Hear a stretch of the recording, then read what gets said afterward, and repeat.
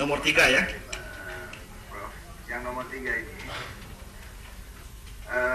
apresiasi juga kepada ya, di sini ada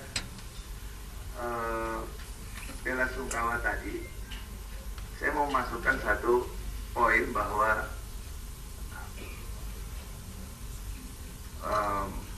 melakukan yaitu pembubaran paksa dengan menggunakan cara yang kemarin itu adalah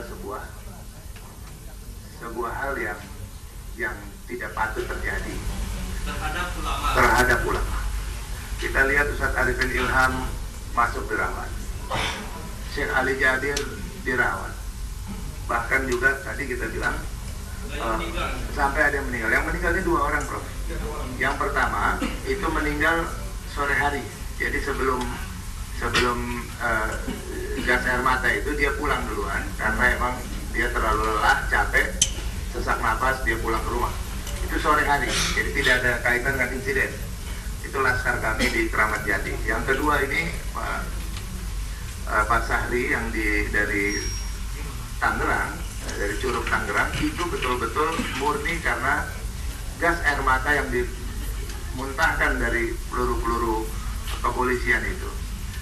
Nah, jadi memang di sini kita perlu buat semacam nomor sendiri soal bela sungkawa itu, satu nomor sendiri, sehingga yang luka-luka juga di sini ada ratusan orang karena peluru-peluru yang dilontarkan itu ada yang meledak di leher, ada yang meledak di perut, meledak di dada, dan itu memang langsung ke arah peserta waktu itu. Jadi di sini ada pelanggaran hukum, dan pelanggaran hukum cukup berat karena sampai menghilangkan nyawa orang, dan juga saat itu tidak, kalau membubarkan orang hanya dengan gas air mata orangnya 1.000-2.000 orang, saya rasa bisa untuk lari dari keselamatan. Tapi kalau jutaan orang ini mau lari kemana?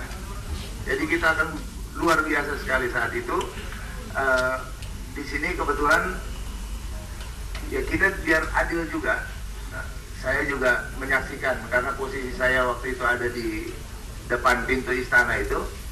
Saya menyaksikan juga ada skenario provokator dari sisi kepolisian.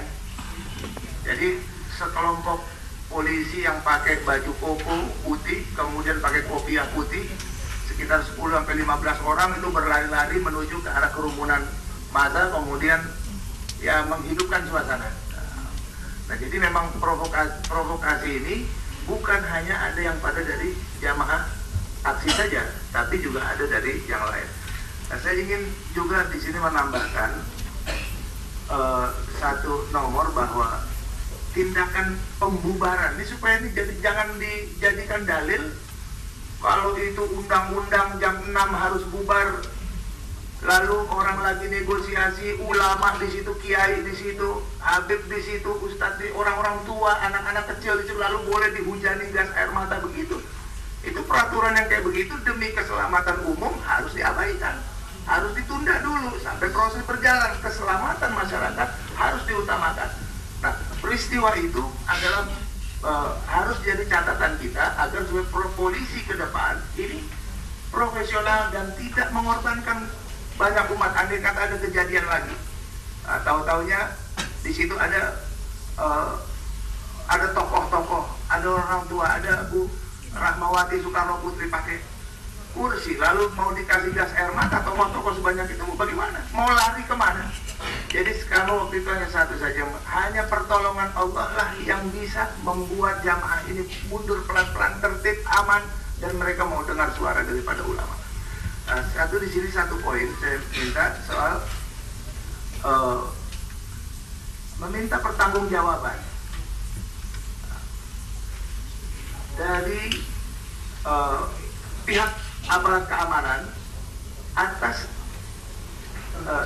terjadinya insiden dan pembubaran massa dengan menggunakan gas air mata dengan massa yang seperti ini menimbulkan korban yang tidak sedikit, korban jiwa dan juga korban luka-luka yang tidak sedikit. Jadi korban semuanya, Prof, ada 200 lebih. yang 165 ada di Rumah Sakit Budi Kemuliaan, kemudian 40 ada di Gatot Subroto, di RSCM, dan tersebar di beberapa rumah sakit yang lainnya.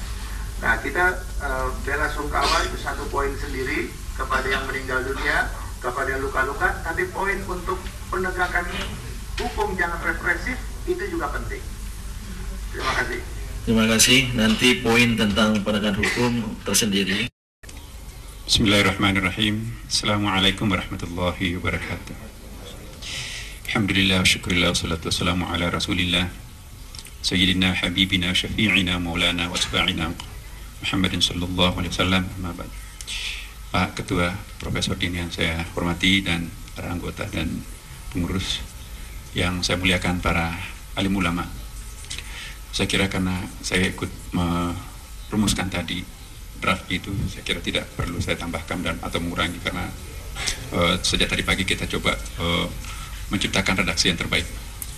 Hanya sedikit saya ingin tambahkan pengalaman kami di Istiqlal, Bapak Ibu sekalian.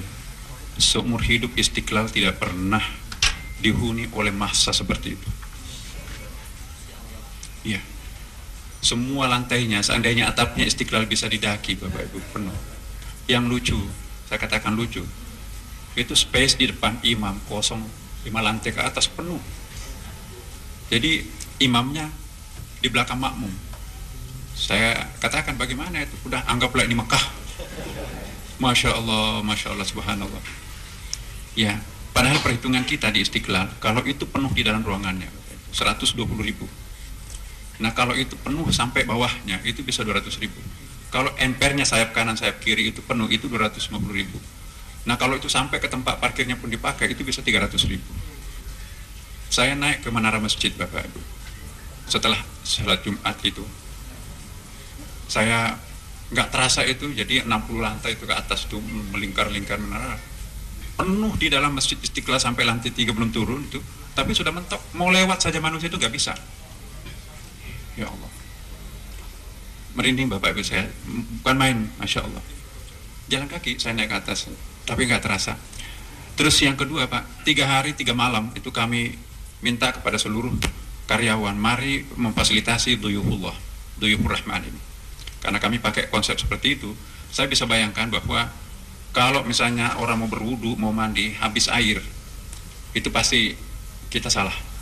Maka itu seluruh, bahkan kolam-kolam yang sudah lama nggak pernah dipakai, isi air. Karena jangan sampai nanti terlambat kita mengisi air, itu susah. Dan apa yang terjadi, itu menjelang sholat Jumat habis airnya.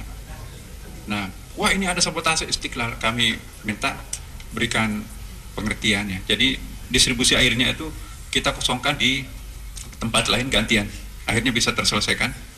Kemudian juga kami antisipasi, karena mulai malam kami sudah banyak yang datang. Adinda, bukan, hari Rabu malam sudah ada, iya, dari Makassar itu 7.000-an orang katanya.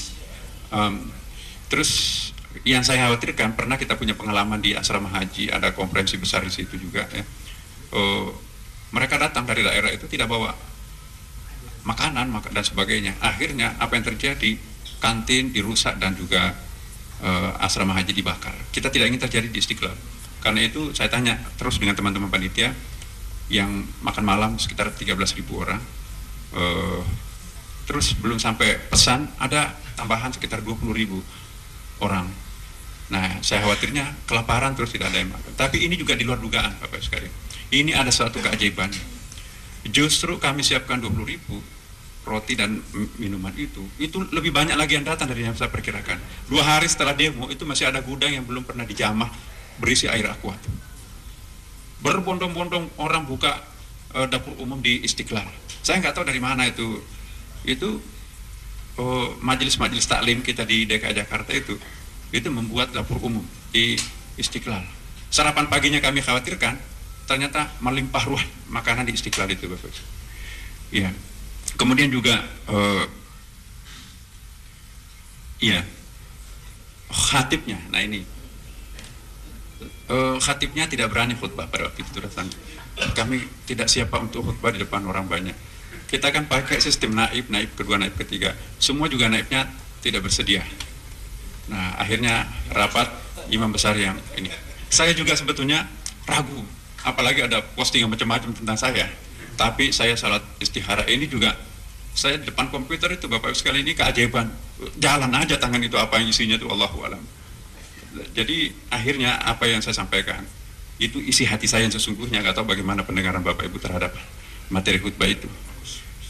Nah, tapi poin yang saya sangat tekankan pada kesempatan ini, saya secara pribadi tidak tega kalau ulama itu dihina ya. Kalau